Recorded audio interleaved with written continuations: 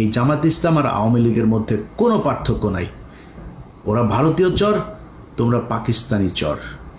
আমরা পাকিস্তানের সাথে প্রচণ্ড ভালো সম্পর্ক রাখতে চাই, কিন্তু তুমি পাকিস্তানের হয়ে এই দেশের বিরুদ্ধে, মানুষের বিরুদ্ধে যুদ্ধ করা, তারপরে এই দেশে এসে রাজনীতি করবা, রাজনীতি করতে এসে যখন যার দিকে মনে চায় তার পক্ষ হয়ে কাজ করবা, আর তোমারে আমরা কোলে তুলা তুলা নাচবো, এটা মনে করার কোনো কারণ নাই।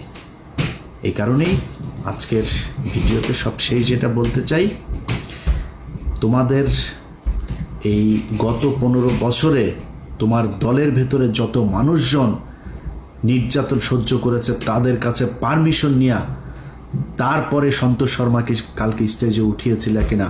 এই ইন্ডিয়ার সাথে কিছু করেছিল নাকি? খালেদা জিয়া, তারেক রহমান বিক্রি হয়ে গিয়েছিল, 5 তারিখে বিক্রি হয়েছিল। তো 5 তারিখের পরে বিএনপি খারাপ হয়ে গেল কেন হঠাৎ আপনার কাছে? আপনার বাল গজায় নাই যে এই আপনি যদি বিএনপির সাথে দ্বন্দ্ব করেন তাইলে ইন্ডিয়া আবার এখানে ঢুকবে? আচ্ছা, আপনি বললেন যে আপনি কি সবাই মাফ করে দিয়েছেন আপনি আওয়ামী লীগকে। চাচার সমস্যা কি? ভিডিও টিডিও আছে নাকি রয়ের কাছে? টাকা পয়সা লেনদেনের কোনো কিছু আছে?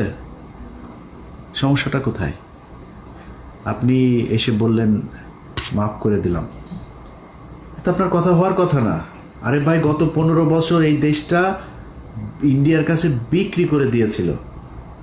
আপনি সেই দেশের স্বাধীন হবার পরে আপনি তাদেরকে মাফ করে দিয়া তারপরে তাদেরকে নিয়ে থাকতে চান, কারণ কি?